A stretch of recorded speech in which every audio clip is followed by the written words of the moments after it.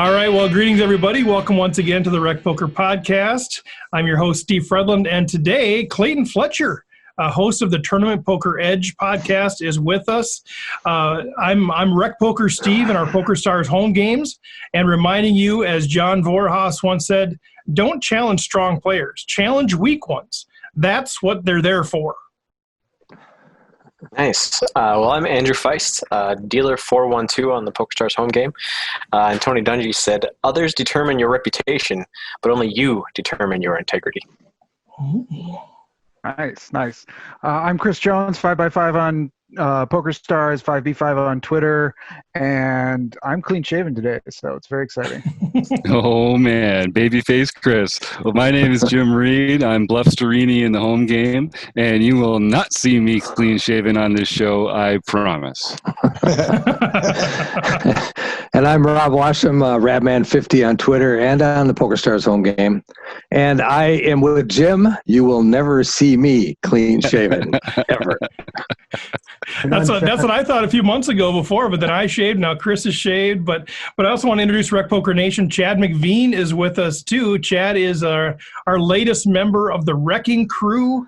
If you don't know about that, go to rec.poker and check it out. But he's a huge supporter of everything we've done for a long time at rec.poker. So and want to invite Chad into the discussion. Yes, hi, I'm Chad McVean, Veener85 on Twitter, McVean on the PokerStars home game. And just remember, if I raise, I have it. He always has it. I call right there. Well, thanks to the panel. Also, thanks to our official sponsor, Running Aces Racetrack Casino and Hotel, and our other podcast sponsors, Learn Pro Poker and Website AMP. We're almost time for Clayton Fletcher, but real quick, starting next week, a reminder, we're going to be expanding to 2 podcasts, so keep an eye out for that. And, you know, what we do is community. We celebrate each other's victories. We help each other grow. It's sort of a refreshing take on a lot of poker communities. So if that's something that's appealing to you, check us out at rec.poker. If you want a premium membership, you don't have to. You can join for free. But if you want to get the premium membership, you can get $10 off your first payment with the code RECPOKER. So with that, let's welcome in Clayton Fletcher. Welcome, young man. Hey, thanks for having me, and thanks for calling me a young man. Well, you know, we're trying to grease the skids right away here. So this is our first time having you on the show, which is a crime, right? We've had 190 episodes and we haven't had you on. So welcome. Where are you joining us from? I'm in New York City, where I live. It's not exactly the poker capital of the world these days, but that's where I'm based because of my other career. Some of your listeners may know I'm also a professional comedian. Yeah. And so have you been out in New York for quite a while, or are you originally from there, or what's the deal there? Well, I grew up in Baltimore, which is why you will see the random Orioles tweet on my Twitter feed. But I've been living in New York for about 20 years, so I think I can now say that I am a New Yorker. Whether that's a good thing or a bad thing is still an open question. Right. So depending on the crowd, you say you're from Baltimore, or you say you're from New York. You kind of switch it up. Absolutely. You got to read the room. Right. So, okay. So which came first, I guess, comedy or poker and podcasting? What was the order of operations there? Yeah. So actually, I started out as a musician. My father was a professional jazz bass player, and my mother was a poker player. So although I was always interested in poker and familiar with poker, I actually started in my life following in my father's footsteps. I was a musician. I'm a bass player as well. Then I got into acting and singing, and I had a long career, performing and everything. And actually, it was I started getting really serious about poker when I was, about 15. Is when I started reading my mother's books that she had, like Super System and others, and then started taking a little bit more of a serious interest in the game. Otherwise, I would sometimes deal in my mother's home game when I was a kid. Nice. Did you get tips at least? Oh, definitely. Yeah, they thought it was so cool. There was a 13-year-old boy dealing at the table in the back room home game. But yeah, I mean, we had an interesting household. I mean, the poker game was upstairs, and then the jazz music was downstairs. So we had a lot of interesting characters come through the front door over the years. So with your comedy and your acting and your singing, I got to ask this. I know we got to get to poker, but these guys are like, let's talk poker. And I'm like, I'm always so interested in people's journeys. But is there any one thing that you've done that just stands out as like, man, that was the best, man. That was like the best, either stand-up gig or singing gig or acting gig or something where you're just like, man, it could be something you're super proud of, but that's not really what I'm after. It's like, what stands out is like that thing that's just the most memorable and meaningful for you. Well, I mean, one time I got to do a comedy performance for 6,000 people in Sweden. And that was something I'll never forget because that's just so many people. I mean, even if like half those people thought I was funny, that's 3,000 people laughing. That's a lot of laughing. Right. But really nothing will ever compare to being on ESPN and playing for $10 million in the main event. That is something that is both something I'm very proud of, but also something that really stands out to me. All the cool things I've done in my life, just to do that well in the main event back in 2018, that is something I will never forget. So I assume with the Swedish comedy gig, you just were up there kind of making furniture, right? That's probably, is that kind of the joke? Is that kind of what you... No, but with the main event, like, was that something? I mean, were you fully aware, like, of all the cameras and everything going on, or were you so into the game you were just, focused there? Honestly, and I've spoken to other players that have gotten really deep. It feels surreal. I wasn't fully aware. It actually felt like I was in a movie, and that I was, or maybe it was like an acting job or something. It just feels, it's not real. It doesn't feel real until you get the check. And then you're like, oh, wow, yeah, that did happen. But while it's happening, you feel like it's a dream, Like most of us, I never missed an episode of ESPN's World Series of Poker back in the day. And there was one episode where they basically made the whole episode about me. And just to think that I would ever, quote unquote, star in an episode of one of my favorite TV shows is surreal. I mean, that's really the only word I can think of to describe the feeling. Like, this isn't actually happening. I felt like I was having a dream or something. And, then when the check clears and you're like, that happened, that's when it really hits home. Well, I'm not going to get a better segue than that. So let me jump in with a question. Anyone who listens to the TPE podcast knows that you're on the exploitative side of play versus GTO. And when you're in a spot like that in the main event, can you just talk to us a little bit about what are the factors that you're thinking about when you're deciding, I'm not really playing a GTO strategy. I'm playing this hand right now against this opponent where the stakes are what they are. What are the things that you're thinking about in that mind frame as opposed to in sort of this is an optimal theory that I'm taking into a game generally? Yeah, that's a really good question. Let me start off, though, by just let me say I believe that GTO is an exploitative strategy. I mean, the reason why the theory of the game is what it is because if you play that way and your opponents make any mistakes at all, then playing in the GTO style will exploit those mistakes, I guess, kind of automatically, right? But what I try to do is I study GTO. I try to know what the computer models would say is the best way to beat a player who makes no mistakes at all. And the computer would eventually come to the conclusion, right, that doing that is impossible. You can't beat somebody who doesn't make any mistakes. The best you can hope for against a player like that is to also not make any mistakes yourself. So to be unexploitable. But, I don't play against computers. I play against people. And the people that I play against make lots of mistakes, as do I.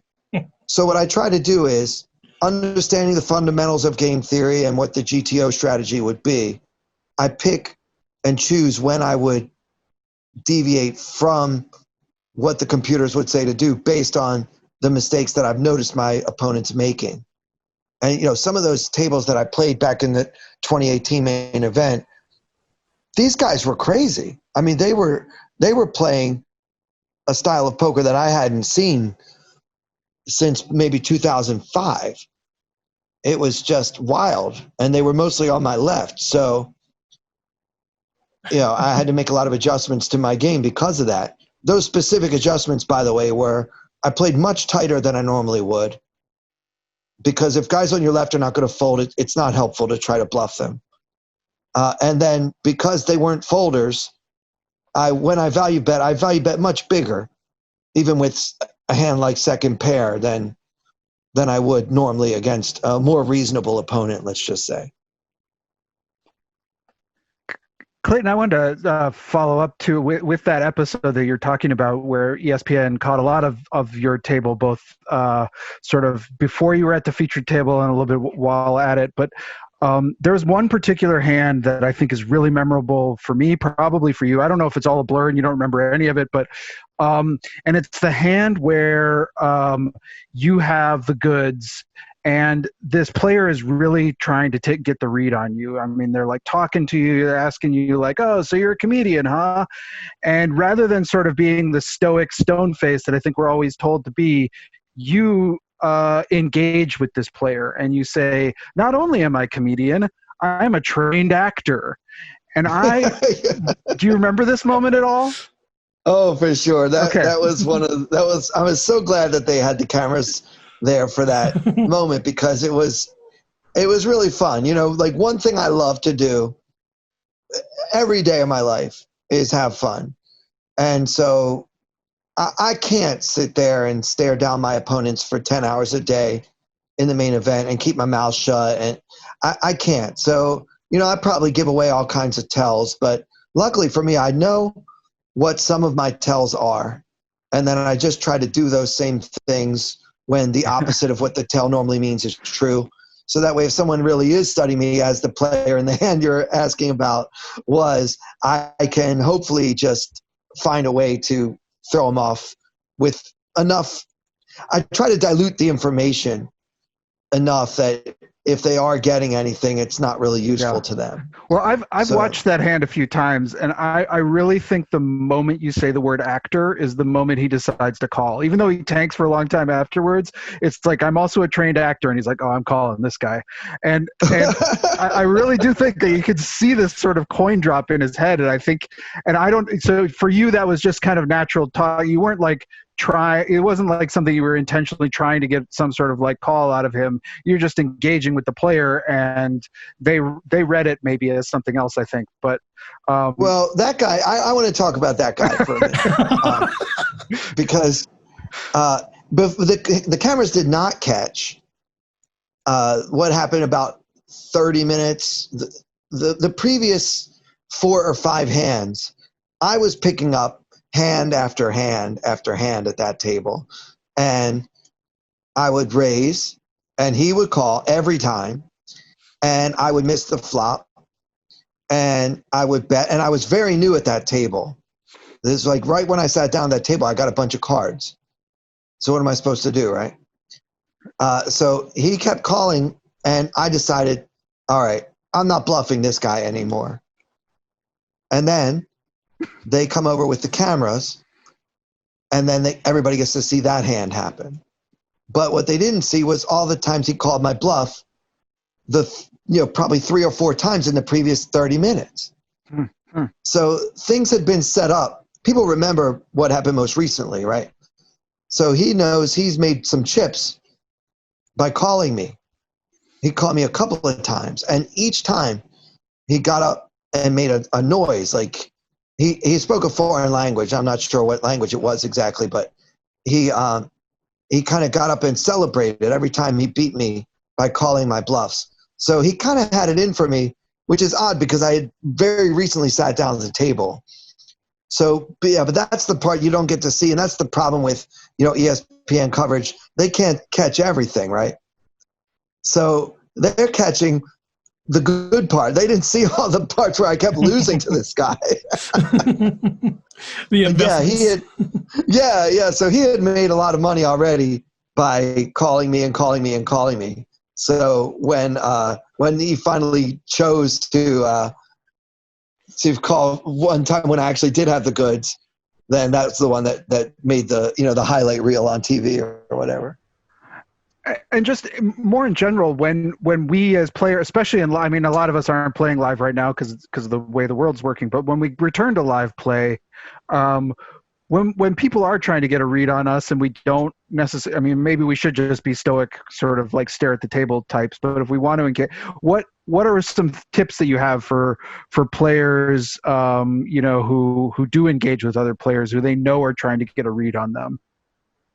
Yeah. So, I mean, depending on who that other player is, if you believe that your opponent is a world-class body language expert who's he'll know if you're full of it or not.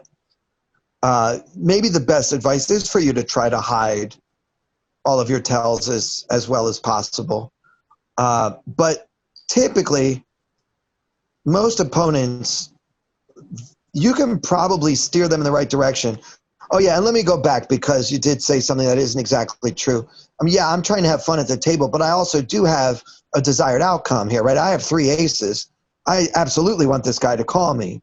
And if I feel like he's about to fold, but if I tell him I'm an actor, he might not, then, yeah, of course it's to my advantage to tell him that. So it's not simply that I'm trying to have fun at the table, but part of my game is that I like to laugh and have fun, joke around a lot at the table, and if it also helps to, help me achieve the desired result, then that's just icing on the cake.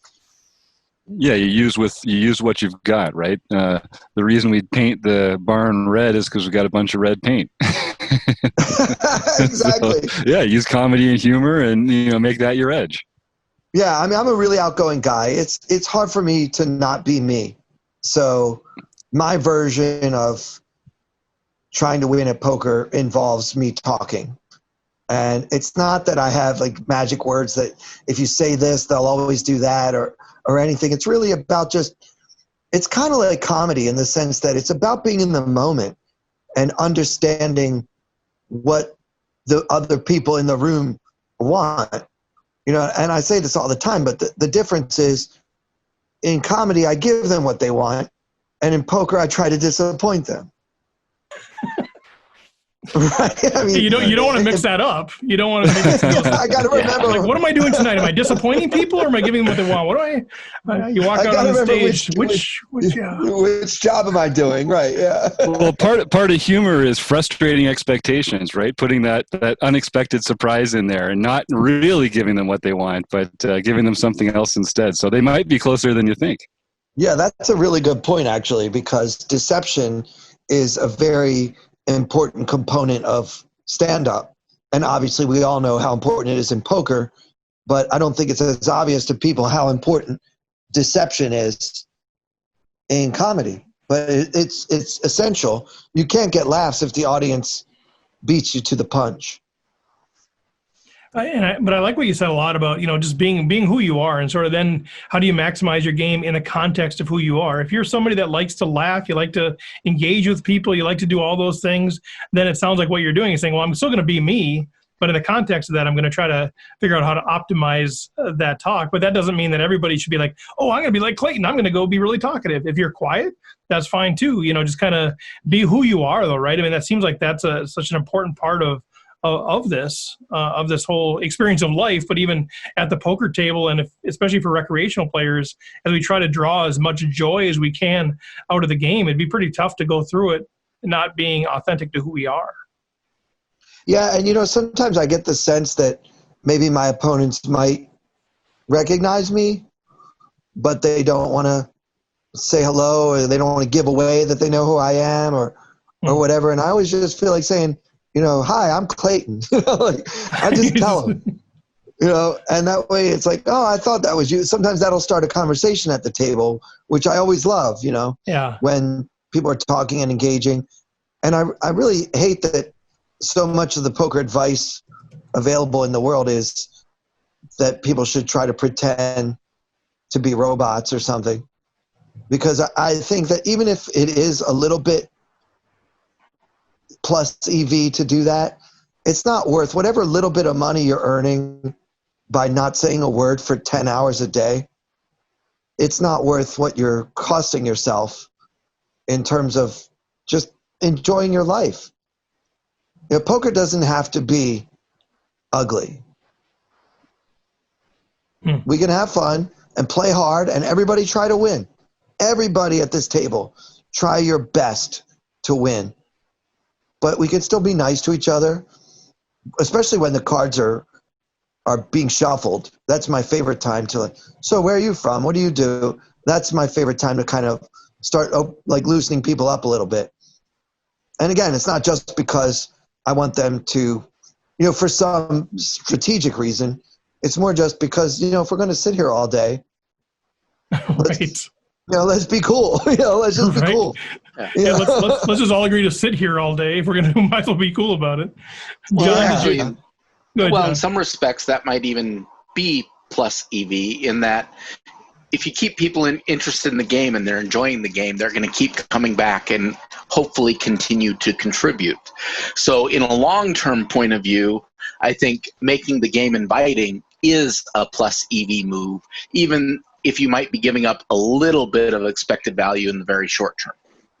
Absolutely. And, you know, I've played in some pretty juicy cash games in Hollywood or even a few here in New York with, you know, people that are more from the entertainment side of things, comedians, actors. They're not serious poker players. They like to get together and throw their money around. And, you know, if you want to get invited to that game more than once, you cannot be that guy with the headphones and the sunglasses Right. and the sweatshirt. You have to be the guy that's adding to the entertainment value.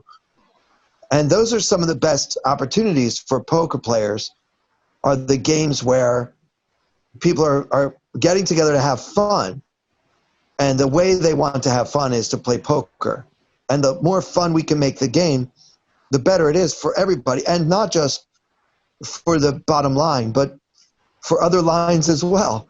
You know, what about the fun line? I care a lot about the fun line, and I feel like poker is infinitely better when people are enjoying each other's company as well as playing to win, you know? Well, and that brings me to the question I actually wanted to ask, which is kind of related.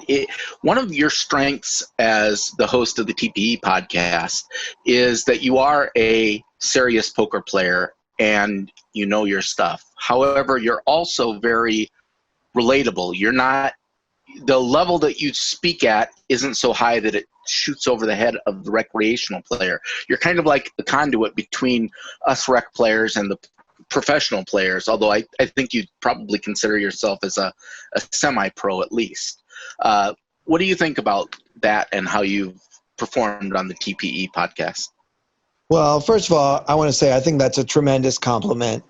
I mean, I know that the listeners to our podcast are varied. I mean, some of them are very serious players who spend 5 to 10 hours a week studying really high-level videos on tournamentpokeredge.com. They're trying to, really become masters of the game. And some of our listeners are just kind of picking it up, just learning the ropes of tournaments, and they maybe enjoy kind of listening to some strategy, even though they might not understand every single thing I say or my guest says. They're still interested because they feel like they can absorb enough of it to enjoy themselves. So when you're speaking to a really diverse audience, you have to be relatable to all of them. So I really make an effort to balance the podcast, something for the really serious veteran player, expert player, and something for the new guys. And that's why I'll do things like, I'll try not to use terminology like C-bet. I'll say continuation bet. And I don't use terms like recs and regs. I'll say this player, the mistake that I've noticed him making is he tends to fold too much. And that's a little bit more relatable than, oh, this guy's a tight rec. So I kind of pick and choose my words in that way. And the reason why is because I know that there are so many people listening and they're from all different stages of their poker development. So I want to make sure it's enjoyable for all of them equally. Very good. Hey, you've been playing a little bit online lately because I've been listening to you on the podcast, and you've been going over some hands that you've been playing online, and you don't use a HUD, but you still come up with the exploits for the player that you're playing against. And, some of us use HUDs and we try to use that as a guide to how to play that or how to exploit that player, right? But you don't do that. And I'm just curious, what things are you looking for when you get that read on him, like he folds too much or he calls too much or whatever that exploit is that you're trying to exploit him with? I'm just curious, what kind of information are you gathering, and how are you gathering that to come up with those exploits? Yeah, it's a really good question. I mean, I think that because I started out as a live player, I'm actually not as comfortable with the HUD as some others. And also because I've been playing on certain sites, regulated, legal online sites in New Jersey, the HUD is not even available on those sites. So that it hasn't even been an option. So what I do is I kind of take from my live background and I pay attention to the game. The HUD is great because you don't really have to pay that much attention to the game because the computer is basically going to tell you what your opponents are doing wrong. But if you don't have that luxury, then you have to pay attention. And a lot of times you don't have that many hands to witness. But if I've noticed a player has raised 3 of the last 5 times it folded to him, I'm going to surmise that there's a realistic chance this player is pretty loose and aggressive. Now, it's also possible he got aces 3 times. So I need to keep watching, but I'll make sort of snap judgment notes on everybody at my table right away within the first half hour of sitting at a table. I'll say, this guy, I noticed when it folded to him on the button, he didn't open the pot. Just that might be enough to say this guy might be tight. And then I look to confirm or refute my initial read. And for me, it works better to make that read as quickly as I can and then be willing to, given additional evidence, change the read. That works better for me than just saying, well, I have no reads on my opponents, so I'm just going to assume that he's a reasonable player, especially when a lot of my opponents are not reasonable players, not at all. So I need to figure out quickly what they're doing wrong and develop a strategy to exploit those mistakes. Now, it's an inexact science. I don't have thousands and thousands of hands like you might on your HUD, but typically a leopard can't hide his spots for very long, and people show themselves to be how they are, whether that be too tight or too loose, and then I can come up with a game plan for that opponent.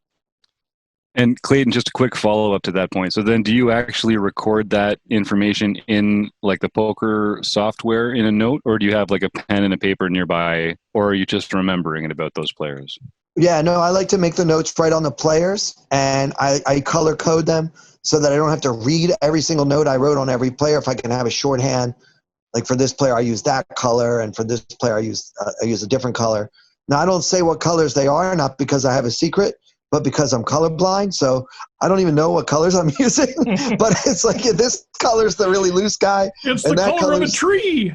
That wouldn't even help me because I can't distinguish a tree from the grass. So, yeah, it's just the certain color that I know to be either blue or purple is the color I use for the best players. So if I get to a table and from previous experience, 3 of my opponents are colored in that shade, I'll know that I'm going to be at a pretty tough table. If there are a lot of what I call yellow, I'm not sure what you guys would call it, then I will know that it's a really loose table. And if there's a lot of what I call red, then that's going to be a tight table. Now, within that, I will take more detailed notes on each one, but it's kind of good to just be able to look. And generally, the tight players are on my left and the loose players are on my right, so I'm a happy camper. And if it's any other configuration, then I might have a more difficult job that day. So in today's world where pretty much everything's shut down, it sounds like you're playing a lot more online poker, just like the rest of us are. We're normally used to playing on actual felt. I know for myself, I'm not a pro. I'm not a professional. I don't play high stakes, but I just love playing live poker and the interactions. How are you finding this transition to just online? Like, are you doing Zoom games at all too, or is it just strictly you and the computer and going that way? Yeah, well, lately I've been playing mostly in the World Series of Poker bracelet events that were available to players in New Jersey and Nevada. So that's pretty much how I spent most of July. I was playing 3 or 4 days a week on there. So yeah, to me that's a lot more volume than I'm used to, but I decided to go for it. I don't really enjoy the online game as much. Obviously for me being an extrovert, I like being around people, and I still enjoy the competition. And of course I enjoy poker. I like talking about hands. I like reviewing videos. I'm interested in poker, of course, but my favorite thing about poker is sitting there and hearing the sounds of the casino and the shuffling of the chips. And there's a certain romance to just holding 2 pieces of plastic in my head and having to take a peek to see, what's on the other side. It's just the online experience is, to me, it's not as much fun. And I think even serious online players mostly say that. There's nothing like being there. But I'm glad they did something, because I was really sad when I heard the World Series of Poker was canceled. Yeah, kind of piggybacking off of Chad's question on that one, I was going to talk to you about mental game as far as you loving live games like you do. Obviously, we do too. And you needing the human interaction. What do you do for your mental game? Because it can be very draining just to sit in front of a computer and just try and grind away, even though I'm not a huge online guy either. I prefer live so much more. But what do you do to try and keep yourself sane, I guess, in that way, when you are so used to live and so drawn to live because of your personality and your background? Well, one thing that really helps me as far as the mental game online is just the fact that I can play so many tournaments simultaneously. I think that's a huge help as far as keeping myself, focused and avoiding tilt. Because, yeah, maybe I just took a really bad beat in one of the tournaments, but I'm playing 7 other tournaments. So maybe I just delivered a bad beat on one of those tables too. So, it all kind of evens out a lot faster. For example, in July, I played something like 123 tournaments. I can't remember if it was 123 or 124. And, being a live player, I've never played 124 tournaments in a year before. And I played it in 1 month. And so the variance kind of evens out a lot faster that way. It would take me, I might play 35 to 45 tournaments on an average year because I'm a live player. So this is like 3 years worth in 1 month. That's crazy. So that helps a lot. So when you take a bad beat, you don't punt off the rest of your stacks like I do? Well, I've been playing poker for a long time. I've taken every bad beat that is possible. I don't know how many times. So there's nothing that can happen at the table that I haven't seen before. So yeah, it takes a lot for me to feel on tilt or like I'm going to punt off my stack or anything like that. So no, I don't do that. Clayton, we believe in learning together, learning in community. Here at Rec.Poker, we've got a free community membership that people can join to share their thoughts about poker and learn together. We've also got a paid component here with some learning stuff. I know at TPE, you've got a lot of really top-notch training materials as well. For recreational players that are serious players, but they're part-time players like us. So we've got real jobs. We take it seriously. We compete. We want to have fun. We want to get better. What are the kind of tools or practices that you'd encourage people to take up if they're trying to get their game to the next level? There's so many great resources out there. For me, being a spokesperson for TPE, I would say that they have so much material for people that fit that exact category that you're describing. And as for the specifics, I would say go to TPE or some competing website if you prefer, and find a video where a coach explains the basics of hand reading.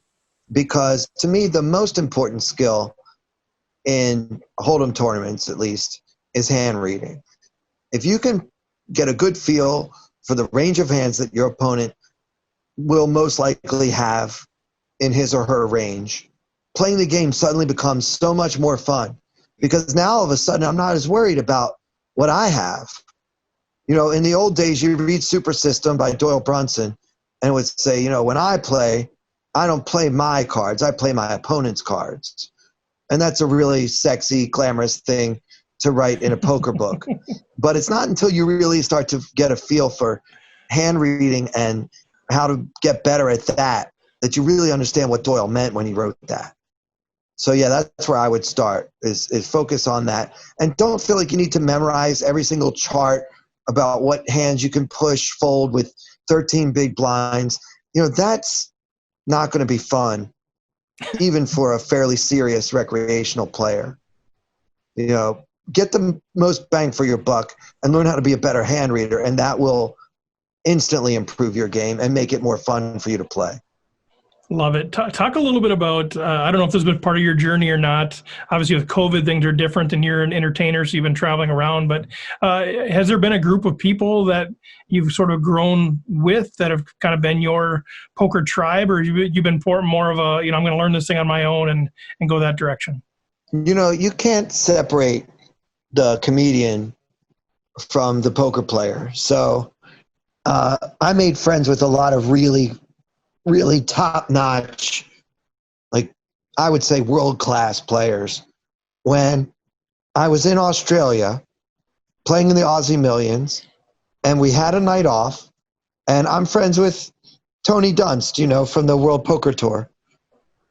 And I mentioned to him, I'm doing a comedy gig tonight if you want to come.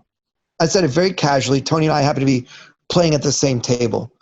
And I said, why don't you come by? I'll get you tickets. You're my friend. I got you. And he's like, oh, yeah, I'll invite some people. Well, now this is years ago, before Tony was as famous as he is now. He says, I'll invite a few people. There was a table at that comedy show of at least 20, if not 30 top poker players. I've never been more nervous to do comedy in my life. I'm like, oh my God, you guys are my heroes and you're watching me perform now. And it was really stressful, but it ended up being a really great night, because that night after the show went well. And after the show, we all went out for drinks, and then these guys had just watched me perform, so they thought it was cool I was a comedian, and I thought that it was cool that they were all great poker players. So we all had a lot to talk about, and we went out and had some fun in Melbourne, Australia. Well, I stayed in touch with a few of those guys after that, and one of them is actually kind of my poker mentor. I don't know if it's a name that you guys will know, but I'll try anyway. Anton Wigg. So I already mentioned Sweden. Anton is one of the top players from Sweden. And for some reason that I'll never fully understand, my comedy is somewhat popular in Sweden. There you go, making furniture again. Yeah. Yeah, so as a result, I've traveled to Sweden many, many times. And the only person I really knew well there was Anton. So it got to the point where he'd say, when you come here to do shows, you can stay with me, and on Sundays we'll grind. And when he says grind, I mean, he's on Poker Stars playing every high stakes tournament. He's got 32 tables open, and just watching him and then, discussing some of the hands later has made me so much better at the game. I've been over his place. I don't know how many hours I've spent just sweating him and watching him play and then talking strategy with him. And, some of his friends that he's introduced me to, that would also be, names that I would put in the upper echelon of the poker world. But yeah, you need a squad, Now with my squad, they're all better at poker than I am. So I have to kind of be careful. Good squad. Yeah, well done. That's the plan. Man. Yeah. Yeah, but at the same time, I have to be careful. I have to be careful how often I bother them with my poker questions. It's not like I have the same problem here with this group. Actually, got to keep the comedy coming. When does that start again? They don't really want to talk. These guys don't want to talk strategy with me. They'll do it because I'm their friend, but they would rather talk strategy with each other because they understand. They're on that level together, and I'm at several levels beneath them. But yeah, it's good to have people that are willing to talk hands with you and even just kind of talk general strategy. So when you reach out to them and ask them a poker question, do they just say, "Well, tell me a joke first"? That kind of it's like a quid pro quo. Let's right. Yeah. Well, I think it's not a full. You touched on a couple of things that we talk about all the time, man. When you get into community, it's more than what you expect. I think people are like, oh yeah, community or whatever. But you find your squad as you describe it, and not only are you becoming a better player, especially if you can surround yourself with people that are at least as good as you, if not better, but also relationships are formed and friendships are formed, and Stay With Me in Sweden is formed, and We'll Come to Your Comedy Club is formed, and there's so much more richness to community than people that aren't in a community realize. They just think, oh, we should learn the game together. Okay. They don't realize that all of these side benefits that come with being in a real, actual community like you found yourself in. Yeah, and another community that obviously I'm a part of, I already mentioned Tournament Poker Edge, but these guys are some of the nicest guys I've ever met, which I didn't really know. I mean, I knew them from their podcast. So eventually, I'm friends with Carlos Welch, who everybody in poker seems to know and love, the homeless poker player. We just had him on, yeah. Okay, so yeah, Carlos introduced me to Derek and Mark and the other guys from TPE.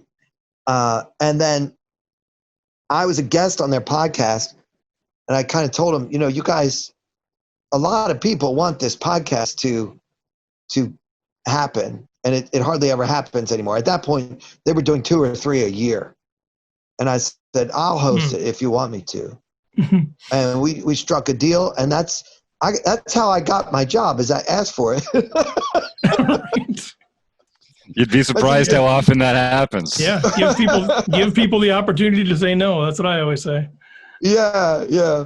So, and that's a great community too. It's not like the old days of 2+2 where you post some hand where you really were stuck and you just didn't know what to do, and everybody just says, you're a donkey. Right. It's not like that. We don't need that. We had that for so many years in poker, and at this point, lifting other people up, it feels good. It's such an individual endeavor, but it doesn't have to. It can also be, in a sense, a team sport, if you know what I mean. Yeah, no, I love it. And I think it's not for everybody. Some people just want to be the Lone Ranger, do their own thing, hide behind the hoodie, not talk to anybody, berate the new person. I mean, if that's how you choose to approach the game, whatever, that's kind of your thing. But I think there is a groundswell of people that are saying, I want this to be fun. Like, I play this for fun. I spend my hobby money here. I want to actually enjoy this and meet some good people and folks like what we're doing at Rec Poker, but TPE and some of the other folks that they're doing the same thing, where it's like, this is the movement. This, I think, is the future of recreational poker, is enjoying it and getting better at the game. Don't get us wrong. We want to take your chips, but we're going to enjoy the heck out of this thing. And I love the message that you're putting around that. Well, thank you. I kind of liken it to golf. I never was any good at golf, but every time I ever tried to learn the game, I would enjoy it more as I would add a few more tips to my horrible swing. Like, well, if I would just do this a little better. Like, I had actually a violinist that I knew that was also a scratch golfer. He took me out for my very first golf lesson, and he said, every time you play, you should have a thought for the day, a swing thought for the day. This is what I'm going to concentrate on today. And I always kind of took that advice with other things that I do, including poker, which is like, I know what my mistakes are. Like, if I had to make notes on me, if I were playing against Clayton, I would say, oh, well, this guy, he's too aggressive. He tries to win every pot. So then my swing thought for the day at the poker table might be, today I'm going to give up more. Find spots where it's a little more hopeless, and I should just give up and not try to win every single hand. And so that helps me learn how to apply the brakes. And then all of that is kind of making me enjoy the game more, because it's like, oh, the game doesn't have to be the way it's always been. And it's like, kind of fix your swing, and then you have more fun when you're out there, even if you still never break 100. Right. It's all relative, right? It is. I love that. I love that idea. I mean, obviously we could talk for hours and hours, but I want to respect your time too. So let's start to wrap up there. It's like a Minnesota goodbye. We'll start to wrap up here. Then we'll say goodbye in the entryway and in the driveway and at the mailbox. But as we start to say goodbye, what are some other things? Anything kind of words of wisdom for the rec player that we haven't already shared that you're like, all right, I've got the Rec Poker Nation here. I just want to make sure everybody knows this, whether it's about poker, life, or whatever. Well, I mean, I'm not sure I'm qualified to give anyone life advice, but on this platform, you are. Yeah, if you've done a comedy show in Sweden, you are automatically qualified. It's sort of the one automatic opt-in thing that we have. Yeah. Okay. Well, then I would say, whatever you do, try to enjoy it. And that's the main thing. Sometimes people ask me if I consider myself an amateur or a professional or a semi-professional or whatever. And for me, I always remember, I'm very interested in language, maybe because I'm a writer, could be. But the word amateur comes from the Latin for love. So an amateur is someone who does something not for money, but for love. So in that sense, I hope that I will always be an amateur poker player and an amateur comedian and an amateur at everything else I do. Because if you don't love it, then just do something else. That's my philosophy of life, and I hope that, that helps other people decide whether they want to continue on this journey or not. Look, poker can be frustrating. I'm not saying I never get frustrated, but if you learn how to enjoy the ride, the adventure, if you will, then I think it's going to be more fun from beginning to end. I love it. I need to get a microphone here so I can just drop it from time to time. That was fantastic stuff. So we've talked a little bit about TPE and the comedy, but if people want to connect with you, what is the ultimate way to do that? Yeah, I'm really, really active on Twitter at Clayton Comic. I am also on Instagram at Clayton Comic and other places. But really, I recommend everybody get a Twitter account. I love interacting with podcast listeners and poker players and everybody on Twitter. It's a perfect format for me and the way I like to communicate. So I hope if you guys are on Twitter, you'll follow me at Clayton Comic. And if you're not, I think you should join and follow me there because it's a good time. If you've never been on Twitter, just get a Twitter account for the sole sake of following Clayton Fletcher. I think it's a good follow. And then I draw a thick line. Then that's it. Stay off the rest of Twitter. Yep, that's it. You're following one person. Just kidding, Chad. Yeah, except for Chad McVean. Yeah, right. I was going to say, you have to follow Chad. Come on. Yeah, exactly. two people you follow. Well, Clayton, seriously, this was a delight. It was a pleasure to meet you. Super excited about everything you have going on. I wish you all the best with the podcast world, with comedy, navigating navigating all the uncertain times that we have here. But man, can't thank you enough for your I guess your investment in the poker community, your message of being an amateur in all things, and promoting the game as well as you do. Well, you know what? It's been a lot of fun talking with you guys, and I'll come back anytime you'll have me. All right. Don't. Thanks, I always tell Clayton. people, That's don't tell me that. We'll take you up on that, sucker. You'll hear from him. All right, Clayton. Well, we're gonna wrap up the show. We'll let you sign off there, but thanks again so much. Thanks for having me. All right. Thanks, Clayton. All right, guys. Well, fantastic stuff there, Clayton Fletcher. Check him out, man. The comedy stuff, the poker stuff, fantastic. And I just, I feel energized just talking to him. I was honestly coming into the show like, oh, I've had a long day. I'm an introvert and I've talked to people all day. Jim knows this. I'm just exhausted. And now I'm like kind of revitalized. I think he seems like one of those folks that kind of brings energy back into people like me. So what'd you guys think? I thought it was fantastic. Yeah, I was looking forward to this one. Clayton's a fun guy on Twitter, and the podcast is always a good mix of kind of banter and reflection, but also some really solid strategy and like what would I do in this spot kind of stuff. And so he did not disappoint. I think it was kind of cool the way Fletcher kind of took over the TPE podcast, because I was one of those guys that would wait for 3 months for Derek to come up with another podcast. Man. Come on, let's have it. And then all of a sudden it'd pop up on my feed. And I go, oh, great, there's another TPE. And I'd go and listen to it. You have to carve out 4 hours to catch up to the whole thing, right? Exactly. And then all of a sudden we hear one from Clayton. And then next week there's another one from Clayton. And next week, oh, this is great. We got a regular thing going. So it was really cool when he took over TPE to give us all that fix that we've been looking for on a week-to-week basis. Right. Chad, did you have something? Yeah, I was just going to say the same thing. The old TPE podcast, you'd see it come out right before the World Series. And they'd always talk about, oh, it's going to keep going. And then you wouldn't see it for 6 months. But as soon as Clayton took it over, he consistently putting it out, consistently great content. And he covers like between the news and what's going on in the world, plus great strategy. He always has great strategy that everyone can relate to. And he just does a great job of putting it out every week. And that's really hard. Like you guys know how hard it is to put out a podcast every week. And you're going to go to 2 now? Right. Well, Chad, we're just going to make you edit the other one. We haven't told you that. Oh, yeah. It won't be any problem at all. You got a lot of room on your plate these days, don't you, Chad? Right. Chad's got nothing going on. But he's one of these guys. It's just easy to root for. I think we're living in an age right now where you got some of the all stars that are sort of either imploding or they're going down a marketing direction that seems quite negative. And I don't want to get into all that or whatever. But just I like to have these guys that I can just root for. Like, man, go get it. Be successful. That the positivity piece of it, it just makes it super easy. So that was fantastic. Well, why don't we, I know we're already running a little bit long here, but this is probably the last episode we have where we're going to do the format of the round robin stuff. We're going to, we'll still have some of the stuff going on, but as we go to two episodes, it'll look a little bit different as we keep kind of tweaking to make things better and better. But let's hit the round robin, guys.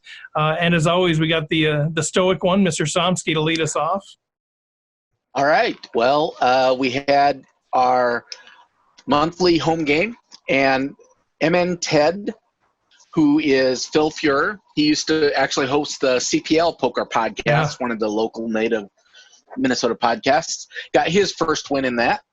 And, of course, next week we will be having our mixed game PL08. There is a video available for that as well. And later on tonight, of course, we will be playing the Tournament of Champions. So hopefully you have all signed up for that. And tune in next week to figure out who wins, or check out the website because I'll put that information up there tomorrow.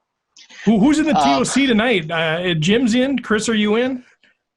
I think it's just Taylor and I. John, are you in? No, I'm not in. Oh, only two of us made the TOC. TOC. Haven't signed up. I'll gladly take their spot. Yeah, that's right. Send Chad your login info quick. I saw you offer that on Twitter too. I'm getting that silver pin tonight. I want it. I need it. We only have 2 people who didn't sign up for the club who were eligible for it. So everyone else hopefully will be there and play, and we'll see who wins that. But Yeah. feel free to just not show up. Honestly, really, they're not that fun. This one is not even that big a field. I would we got to just keep it. skip We got to keep it away from Canada. Sorry, Jim, I would but just skip it. Skip it this week. Skip it. This will be the fourth silver pin we've awarded. Only 3 have been awarded. They've all been from different states. So it'll be interesting to see who comes up on top. But good luck, Jim. Honestly, that would be fun to see you get the pin for sure. Cheers. I want to be the first core team member to get one, but Taylor could sneak it out tonight as well. So yeah, keep your fingers. Well, and if you don't win it this week, then Rob's already in the hunt for, or this month. Oh, yeah. Rob's in the hunt for next month already. Me too, You Rob. didn't waste any time. Go. Oh, I saw that, Steve. Uh-oh. Well, yeah, you're kind of spoiler alert here, Steve. Oh, I'm so Great to happy. get ahead of John there. Jeez. Okay, so That's so funny because it's usually runs so smoothly. Yeah, Right. never Yeah, we get usually never interrupt you, at all, John. ever. So August 3rd, Licorice Guy, David Stebbins got his first nightly series victory. August 4th, John Lutzy, got his first nightly series victory. On August 6th, this is the spoiler alert, Rec Poker Steve Let's Fredlin go. got his third nightly series victory. August 7th, Oreo Milk 444, Owen Drabeck got his 5th nightly series victory. God. August 8th, Red Devil and MN, Gaurav Aurora got his 5th nightly series victory as well. And then August 9th, Abner Jack Burke got his 2nd nightly series victory. There you go, Jack. Fantastic Repping stuff. the book study. We love that. Yeah, the book study guy, Gorov, is one of our 3 silver pin winners. He's back at it again. Drabeck, a name that we see all the time. Lutzy, it's his first nightly, but it's his third overall. He's won a mixed game, a monthly, I think, and this one. And Dave Stebbins is fairly new to playing, and he's a beast. He's always in the hunt. So Licorice great group of guy. guys. Yeah, He's a lot of fun at the table too. He is. Yeah. Well, thank you, John. Good stuff.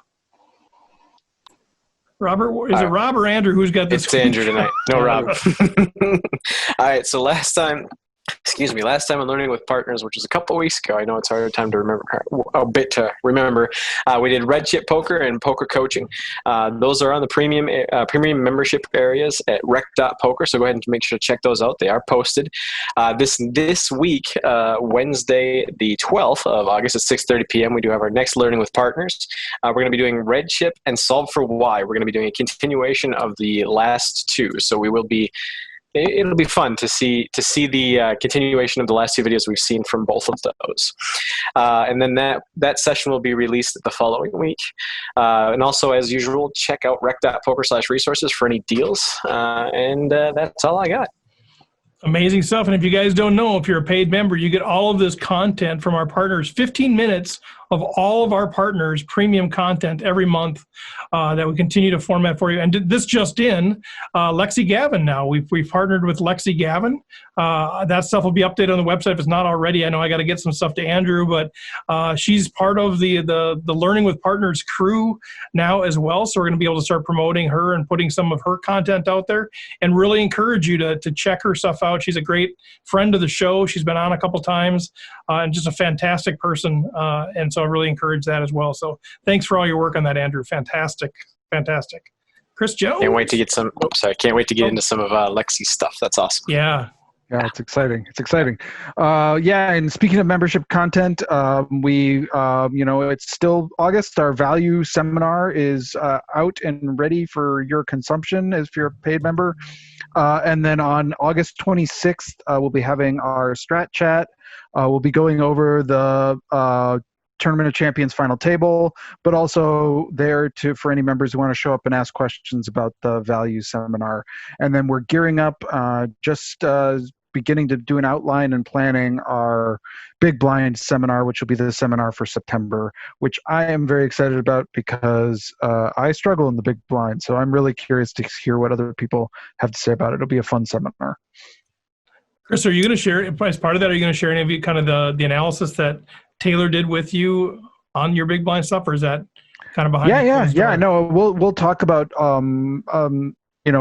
my own play, and then just how people can also approach sort of Big Blind spots. I think it's a really it's obviously what you're designed to lose chips at that position, so you're really just trying to lose the least that you can, but it's a really complicated and challenging position to play, and we'll do our best.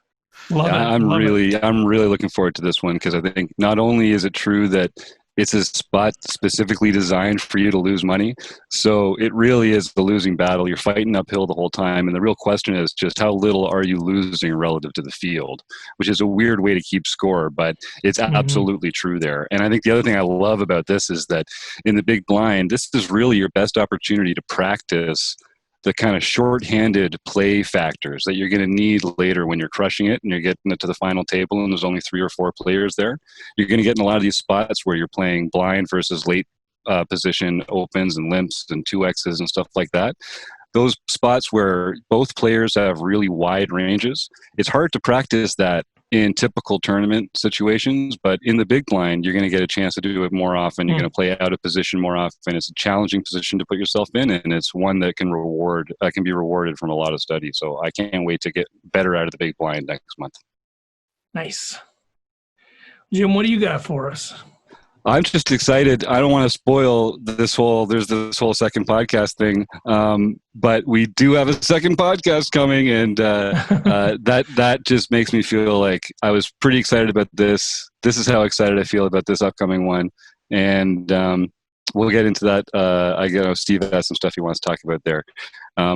I'm super excited also just because we've got our newest addition to the Wrecking Crew here, Chad McVean, who's probably, when the guests come on, we try and be nice to them, blow a little smoke maybe every once in a while. But Chad's obviously my favorite person on Twitter.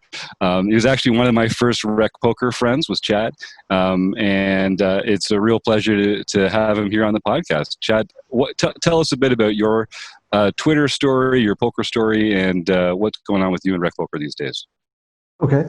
Well, I got involved in poker, I don't know, probably 15 years ago, and have been playing and learning all the way along. I really got into poker podcasts, I don't know, 5 or 6 years ago, and I felt that I really enjoyed them. I didn't see viewership or listenership that high for the ones that I really liked. So the best way you can do that, to increase that, is just to push it out there, share with everybody. So that's what I try to do now it's a daily basis. It used to be every once in a while, but daily basis. I put out the podcast that I listen to, put a little listing of what was in it, and encourage people to listen. And it's amazing how the friends you can make, just even like the poker players that are putting out this work, the responses you get from them.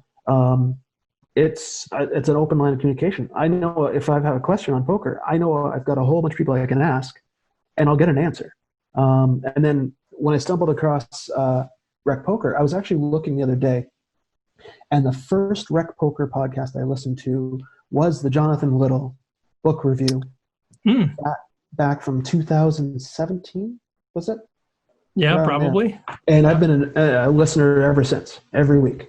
I've listened to every single one. I have been on the panel a couple times before, and I just really like what Steve and you guys are all building together.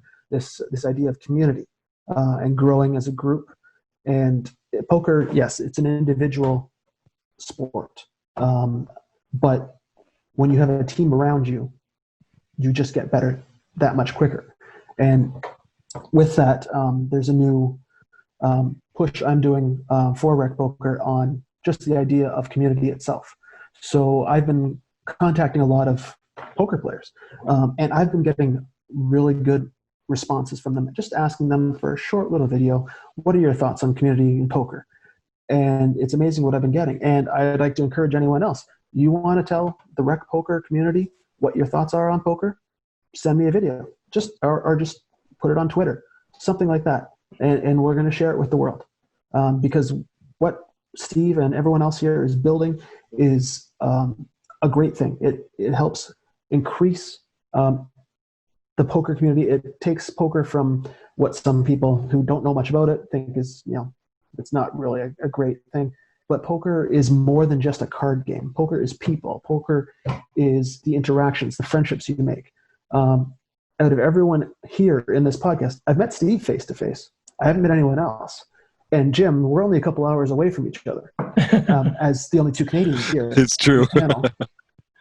Although you seem to get your pins delivered to your mail. Well, we expect you to get more, Chad. Jim's kind of probably done.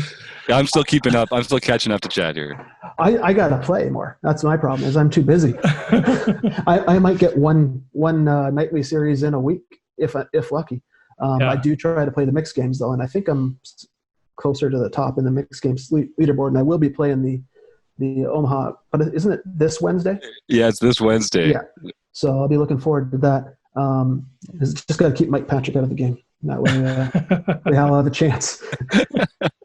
But, part of the Rec Poker, growing the community, get everyone just to go to the site, rec.poker, get a free membership. Just look what there is. There's great content that's out there. If you want a premium membership, where you want to be able to see all this extra great stuff we're getting from learning with partners, there's a little code. Use Twitter.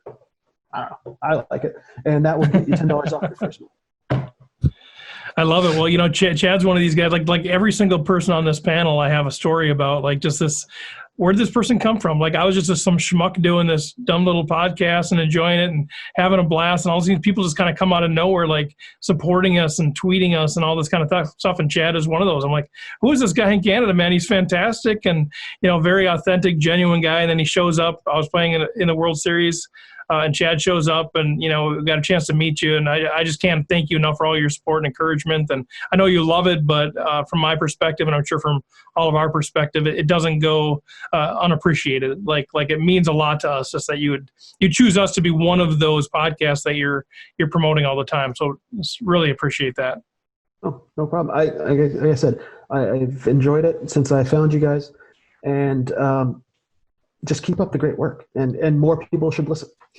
Awesome. And if you don't follow Chad on Twitter right now, you are not taking poker seriously. I'll just say that right now.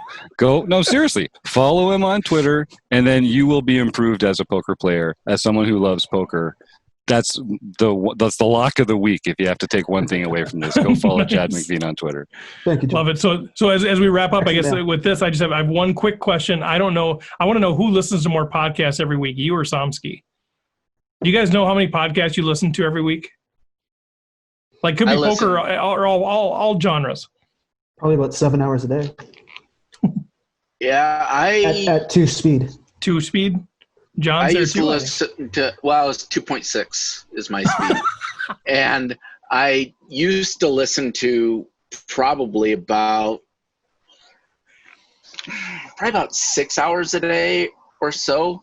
But I'm I'm still back in May right now.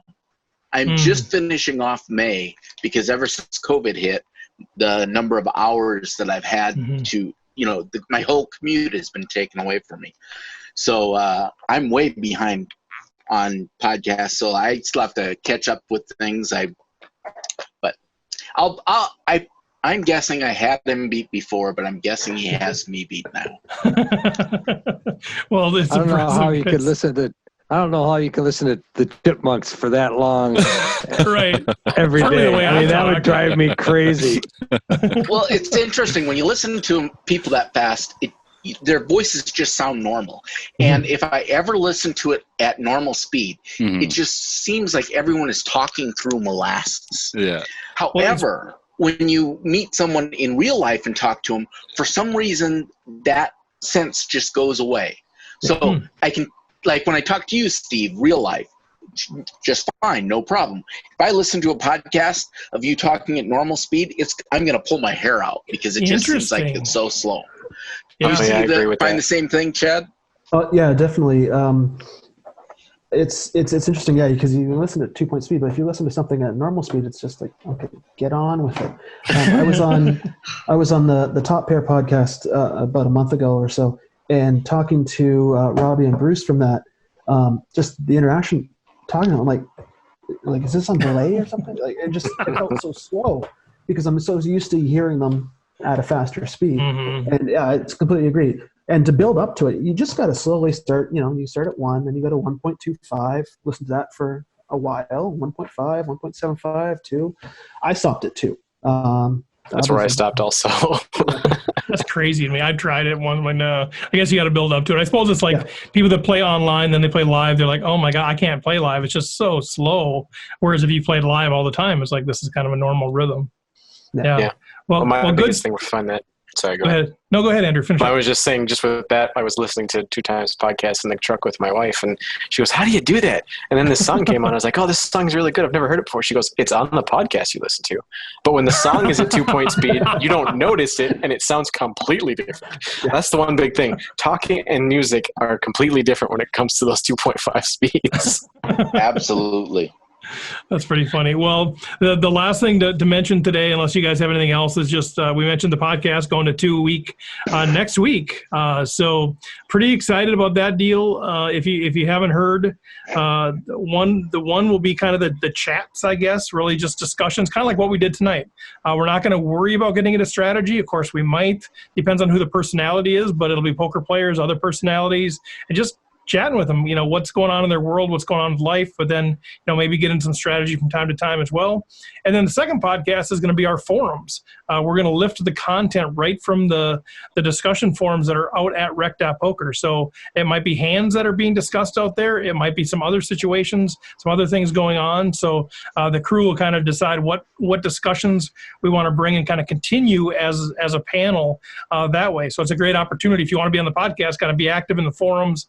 You can even mention if there's a certain discussion that you'd love to see the team expound upon, bring that up and bring it to our attention so that we're aware of it. But that's the plan going forward.